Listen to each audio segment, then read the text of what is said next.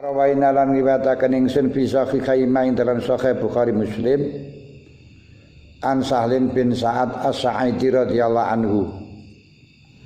Qala dawuh sapa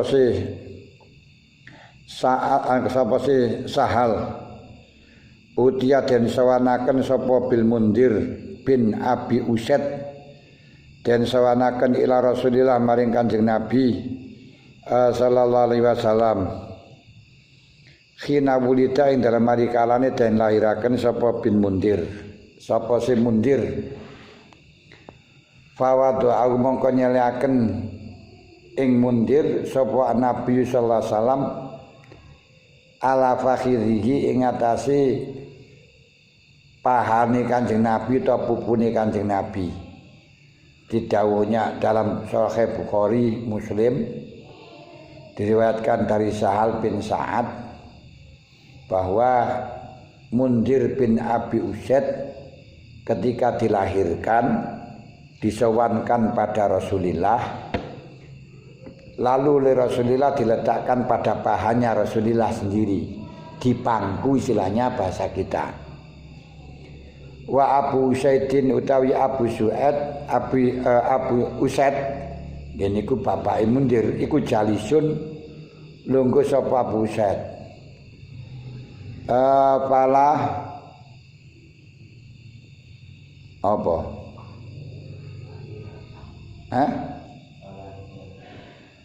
Falah ya nabiyyu bisai'in baina yadaihi.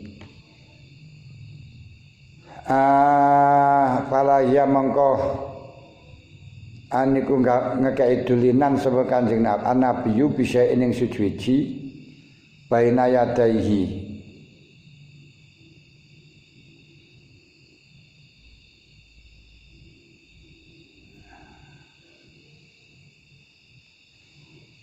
Utawa gawe dolinan atau menghibur mengokno ngono lho, mengokno ya kenek. Dadi mengokno sapa Kanjeng Nabi bisain lan suci bana yadai kang ing dalem ngarsaning Kanjeng Nabi. Fa amara maka perintah sapa Abu Usaid bi ibnihi ing putrane Abu Usaid. Fa tamala sapa man tumila min ali fakhidin nabi min aliyin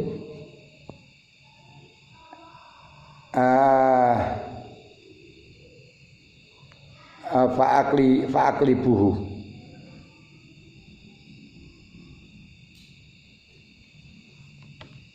atipala hiya mengko mengo dodolanan utawa istighol sapa Kanjeng Nabi selai ninggalaken sapa Kanjeng Nabi sibuk sapa Kanjeng Nabi bisain kelan suci ngoten.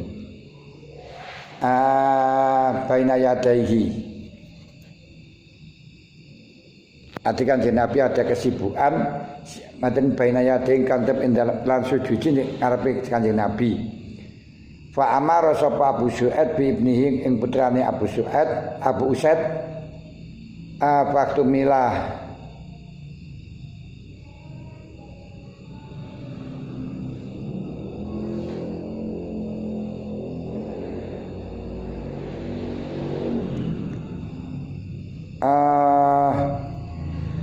waktu mila min ali waktu mila maka den jukuk den gendong sapa se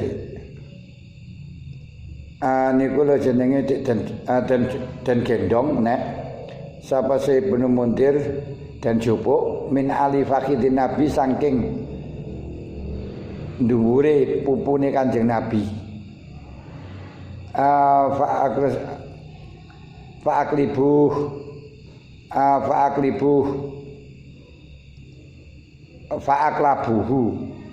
Fa'aklabu mongko balekaken sapa se ya Abu Su'ad ing keluargane ing Mundir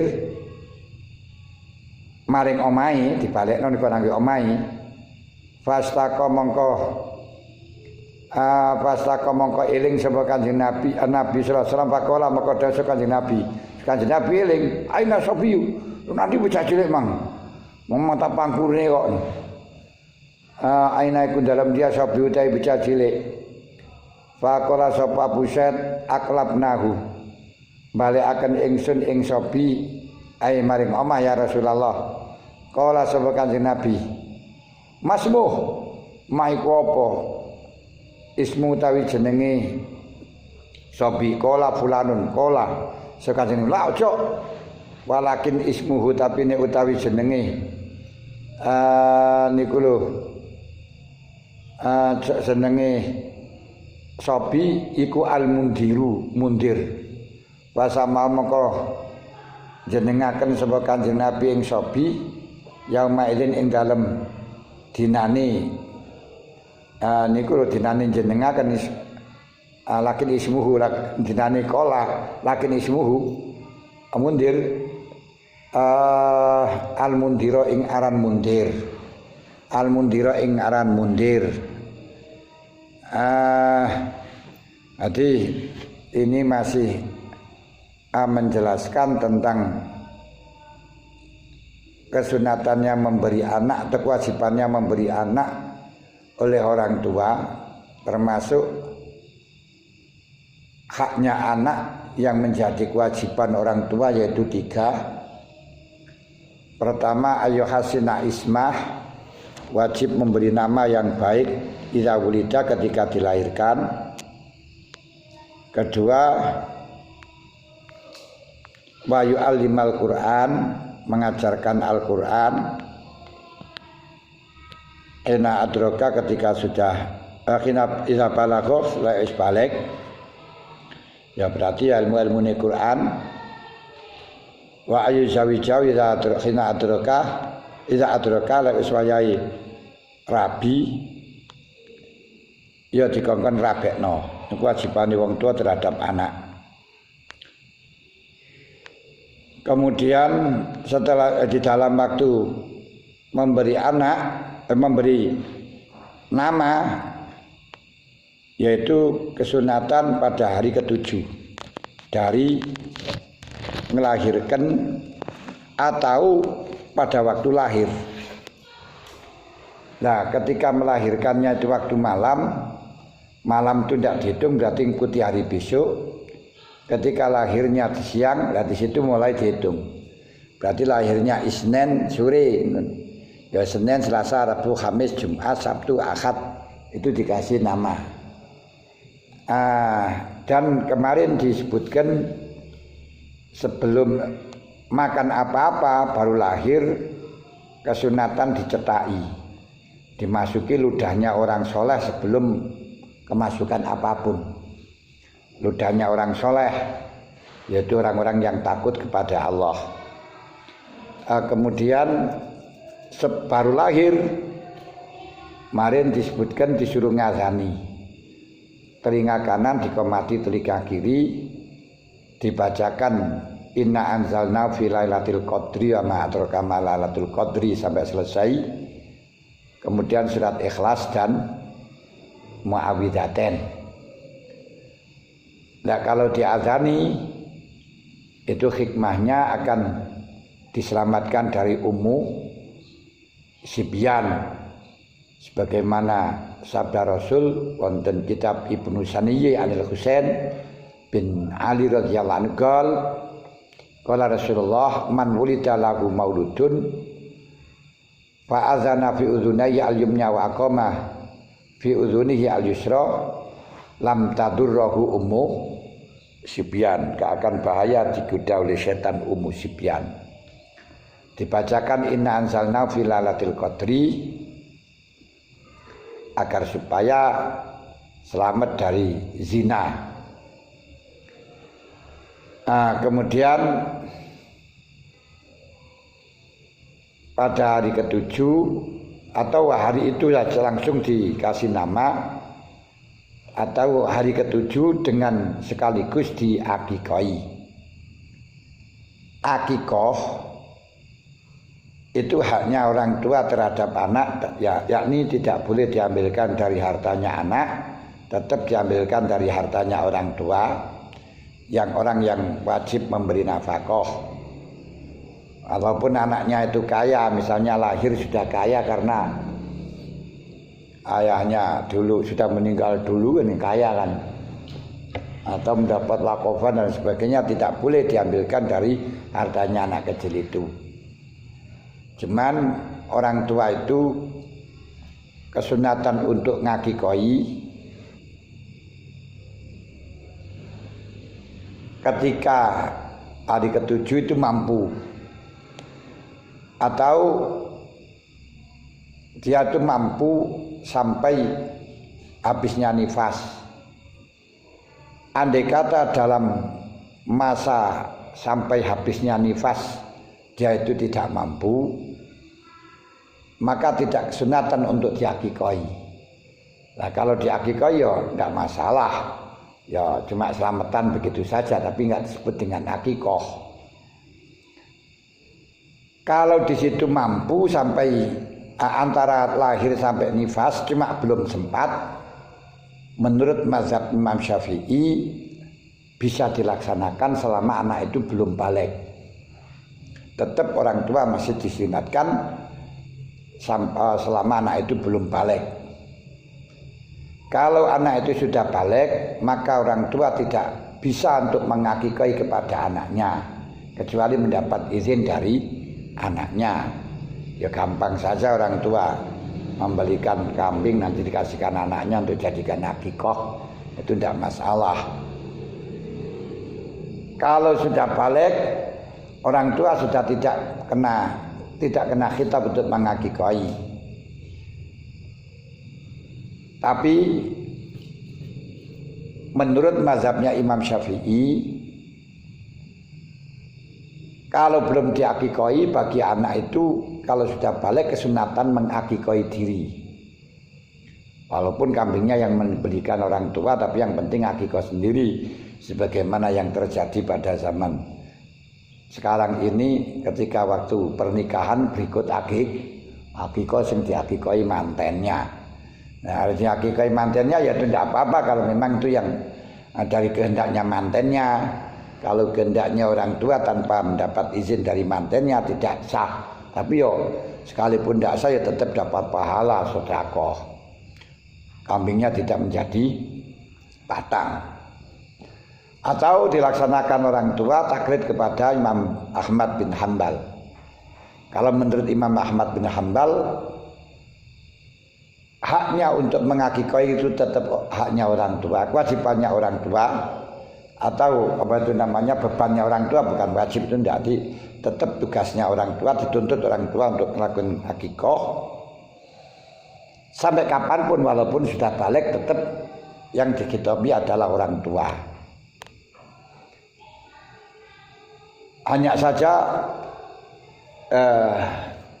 jadi kalau itu bukan Imam Ahmad gitu, untuk akikoh diperintahkan karena kemarin ada hadis yang rawai Nabi Sunani Abi Dawud wa Tirmidzi wa Nasa'i wa Ibnu Majah wa Khiriyat bil asanidi sahihah an Sumrah bin Jundub radhiyallahu anhu anna Rasulullah sallallahu alaihi wasallam qol kullu ghulamin rahinatun bi aqiqatihi tuzbahu anhu yauma sabi' wa yukhlaqu wa yusamma laini,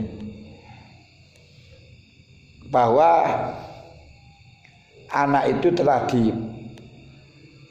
digadekan, telah dijaminkan dengan akikohnya yang disembelih pada hari ketujuh. Kesunatannya laki-laki 2 karena kepalanya 2 kambing, perempuan kambing 1.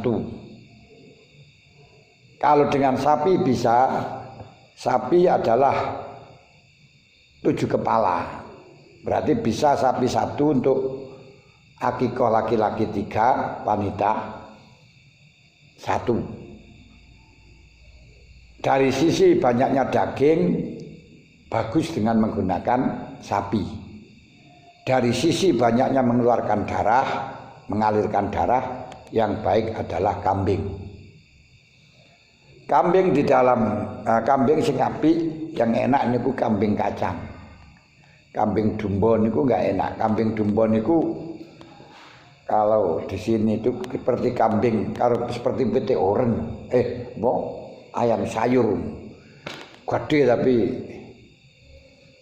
uyur-uyur ya, gak sedep sing apik niku kambing kacang.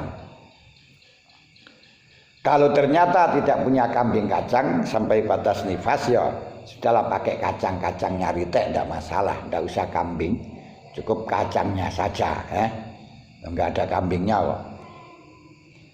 Kalau terpaksa tidak ada kacang atau ingin meningkat taklid dengan Ibnu Abbas, boleh hakikah itu dengan mentok, dengan angsa, masih mentok kayak bangsa gede. Dengan ayam jago itu boleh kita taklid kepada Ibnu Abbas. Karena apa? Karena melihat ini anak itu digadekan, dipertaruhkan, dijaminkan dengan akikahnya. Maksud dari dijaminkan dengan akikahnya, kalau menurut mazhabnya Imam Syafi'i, layan munumu wa mislih. Anak itu kalau tidak diakikahi tidak bisa berkembang seperti halnya perkembangan anak yang diakikahi, lambat. Diibaratkan pupuk,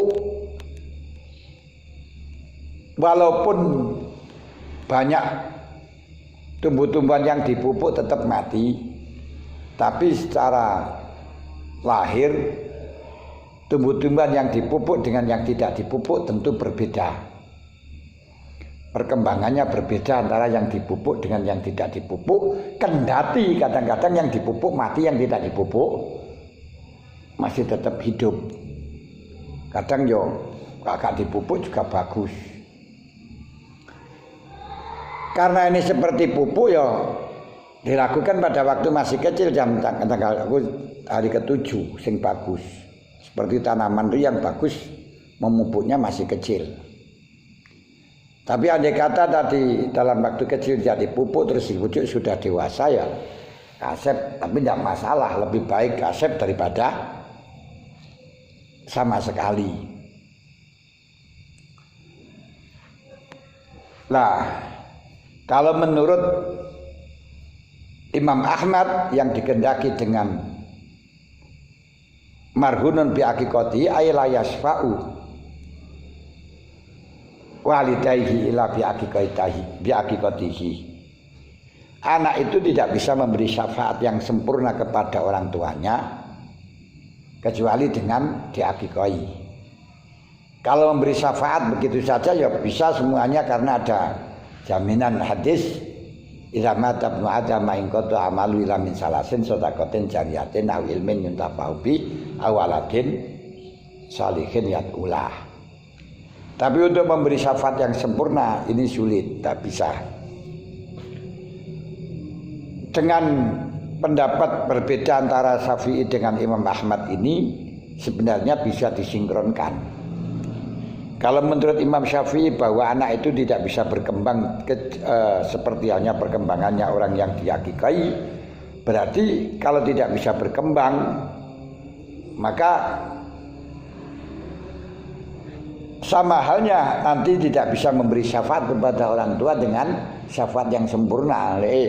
Agama ini nggak begitu berkembang kan ya tidak sama dengan tidak sama dengan anak yang dihakikahi, berarti syafaatnya juga kurang besar. Loh, kalau kita bertanya bagaimana banyak anak yang dihakikahi tetap dablek, yang nggak dihakikahi baik, jawabannya sudah dihakikahi saja dablek apalagi tidak, ini gitu halnya. Lah itu tidak dihakikahi baik, enggak dihakikahi saja baik, andai kata dihakikahi lebih baik, ini gitu aja anunya, jawabannya gampang. Lah urusannya apa kok di situ perkembangan taat kok hubungannya dengan akikah? Karena urusan taat ini membutuhkan sinyal yang keras. Nah, sinyal yang keras itu perlu mempertimbangkan satu, tempatnya itu harus sinyalnya keras. Tadi dekat dengan anten, nggak ada gangguan macam-macam. Yaitu yang steril. Oleh karenanya Rasulullah dalam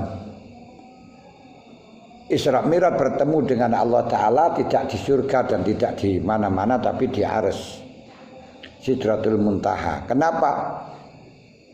Kalau tidak di surga, karena di surga pernah digunakan untuk maksiat Nabi Adam, walaupun maksiatnya Nabi Adam itu min babi hasanatil abror, hasanatul abror min sayyatil muqarrabin. Bahwa maksiatnya Nabi Adam masih baik menurut selain muqarrabin, gak berdosa itu masuknya. Nah, kalau di Sidratul Muntaha di sana ada Baitul Ma'mur yang tidak pernah lepas digunakan untuk tawaf malaikat per hari tidak kurang dari 70.000. Ini membutuhkan sinyal. Orang ibadah haji di Mekah untuk membaiki dosa. Bukan Allah Ta'ala di Mekah, tidak, karena Mekah itu sinyalnya besar. Kebesaran daripada sinyalnya di Mekah dikarenakan ada Baitullah yang selalu digunakan untuk tawaf. Termasuk di masjid itu sinyalnya besar. Kalau tidak di masjid gak mau salat sunat, kalau di masjid bisa salat sunat. Begitu nanteng. Makanya jangan dikosongkan walaupun dengan adanya corona ini. Memang bisa ibadah di rumah tapi sinyalnya kurang besar. Nah, makanya ya kesunatan untuk melakukan sholat sunat itu di rumah. Sholat yang tidak sunat jamaah di rumah, karena untuk memperbesar sinyal di rumah. Rasulullah mengatakan nawiru buyutakum bisolati wa qiraatil Quran. Sinarilah rumahmu dengan sholat dan baca Quran. Nah, bukti kalau tempat itu sangat berpengaruh karena ketika Rasulullah di dalam peperangan, beliau istirahat di suatu wadin, suatu daerah tempat di jurang. Kemudian beliau itu ngantuk. Tapi karena hampir subuh sahabat-sahabat tidak boleh tidur oleh Rasulullah dan beliau tidak sari, dilarang sari, jangan tidur karena sudah mendekati subuh. Tiba-tiba sahabat Bilal matur kepada Rasulullah, sudahlah silakan semuanya tidur, istirahat, saya yang menjaga, nanti yang saya membangunkan ya Rasulullah. Oh gitu Bilal, iya. Akhirnya dipersilakan untuk tidur semuanya. Lalu Bilal tidak tidur sendirian dan bersandar pada kendaraannya. Tiba-tiba tidak kuat juga kena angin subuh, tertidur semuanya. Dan akhirnya Rasulullah terbangun ketika kepanasan matahari. Seraya mengatakan kepada Bilal, "Ma balu kaya Bilal, bagaimana kondisimu? Bagaimana kamu itu?" Kata dia sudah sanggup membangunkan malah justru tertidur. Wala bani naum ya Rasul, saya tidak kuat nahan tidur. Rasulullah mengatakan, "Adza ma'wa syaitan." Ini tempatnya setan. Akhirnya diajak sholat di tempat yang lain. Ini menunjukkan bahwa tempat itu berpengaruh untuk sinyal ibadah. Buktinya lagi di dalam hadis Bukhari terdapat ada cerita bahwa ada orang 99 orang yang membunuh kepada orang 99 dan kemudian bertanya apakah bisa tobat. Saya sudah membunuh 99. Tanya kepada kiai, katanya Kiai Kasep, akhirnya kiainya dibunuh sekaligus sehingga 100. Terus tanya lagi kepada kiai, bagaimana saya sudah membunuh orang 100, masih bisakah sempat tobat?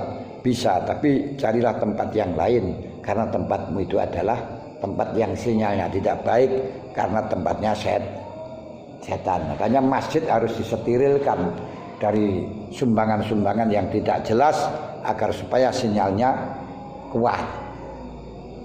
Ini dari sisi yang kedua, walaupun sinyalnya baik, kalau memang HP-nya itu bosok, baterainya bosok, ya tetap tidak bisa nyaut. Nah, untuk memperbesar apa itu namanya baterai, memperkuat baterai, menguat sinyal di dalam, yaitu diantaranya dengan mujahadah, diantaranya mujahadah yaitu dengan diakikoi. Ini loh.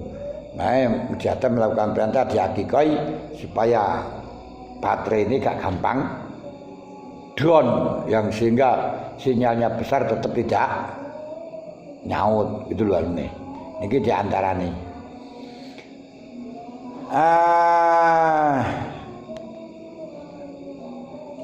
Karena diakikai kuwi babi riyadah. Buah itu kalau di riyadhoi, kalau aku buah ini kalau dengan riyadah berarti buah yang tumbuh di bulan di waktu musim kemarau yang kekurangan air itu biasanya manis walaupun rupanya enggak baik. Tapi bagi buah yang tumbuh di bulan waktunya hujan, karena banyak tidak bekal riado, karena banyaknya air, akhirnya menjadi anyep. Ini di antara ini. Hadis dalam Sahih Bukhari dari Sal ini juga menceritakan bahwa kesunatan memberi nama ini mintakan barokah kepada orang alim, termasuk di dalam hal ini oleh Rasulullah disuruh merubah dengan nama yang baik, itu disebut nama mundir, asalnya fulan, entah itu siapa, enggak disebutkan. Kultu ngucap sapa ingsun qaulu ta dawuh Kanjeng Nabi rupane lahia bikasril haq wa fathiyah lughotani. Al-fathu iku litoyin litayin kedua kaum Tayyi, wal kasru li bakil Arab. Untuk suku Tayyi biasanya maca kasrah, maca fathah. Laha, ora lahia, laha. Kalau menurut Arab-Arab yang lain bacanya lahi. Lahia, lahia ninggalno. Selimpe bahasane, selimpe. Selimpe niku ya sedolanan barengan selimpe to. Selimpe niku lupa.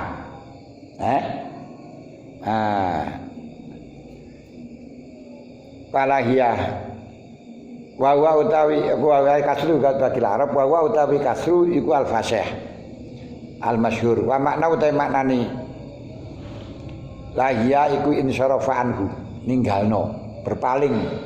Nah, ya niku berpaling dari sesuatu. Niku berarti Kanjeng Nabi lali atau dolanan mulai ya ora dolanan Kanjeng Nabi ya lali ngono wae lah. Asline kan dolanan dengan sesuatu akhirnya lali ngono lho. Tapi bukan dolanan anu nek Kanjeng Nabi. Wakila istaghola bi ghairihi, sibuk dengan yang lain.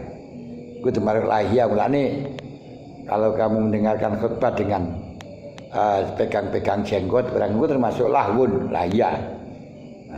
Sibuk melupakan kepada sesuatu, sibuk dengan melupakan sesuatu niku lahia. Mulane lahwun walaibun, lahwun niku permainan-permainan yang menjadi hiburan kesibukan kita yang sehingga melupakan kepada Allah Ta'ala. Ini termasuk lahwun, yang melupakan hutang barang. Wakila nasiyahu, selali ngono ae. Wa qalu istaqwa idza karau dikesiling sapa Kanjeng Nabi yang sobi, selanya sadar eling. Kok mana sobi tadi? Mana sobi? Wa qalu fa'aqlabuh.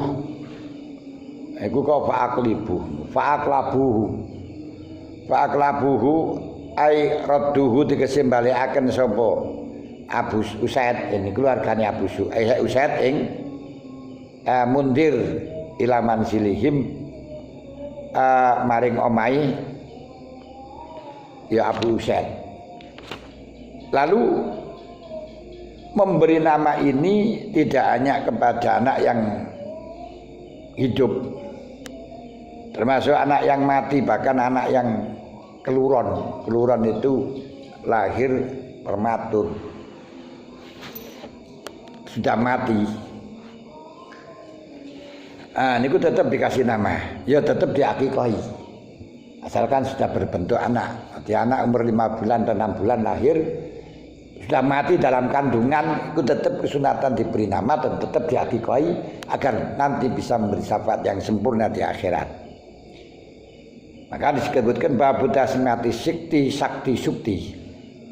Yustahabu dan sunataken apa tasmiyatu ngekei jeneng ing sikti anak prematur lahir belum masa kehamilannya sempurna.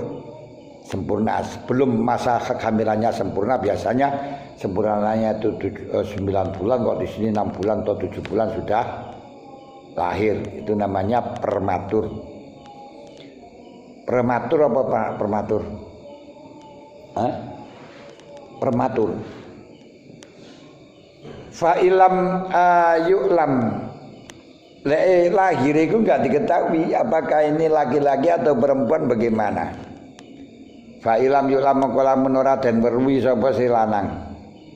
Sapa si siktun azakar utai ku lanang wa utai siktun au unsa utawa wedok sumia. Maka dan jenengaken sapa siktun bi ismin kelawan jeneng yuslihu kang patut apa ismin li zakari kedhe wong lanang wal unsa. Contohnya ka Asma wa Hindin. Nah niki lek Hunaidah niku lek wong Arab Hindin itu lanang wedok tetap Hindun. Tapi lek kalau di Indonesia enggak, Hindun itu wedok. Nah, kalau yang laki-laki dan wanita terjadi di Indonesia niku ya Sukaimi ngene. Nah, Sukemi ku enek sing lanang enek sing wedok. Terus apa nih? Iku lek sing Arab ku Kharijah, Tolhah. Tolhah itu bisa laki-laki bisa wanita. Umairah, Wazuruah, Anaku Dzalik. Lek di Indonesia niku wae jenenge niku lek mangap wedok. Fatimah.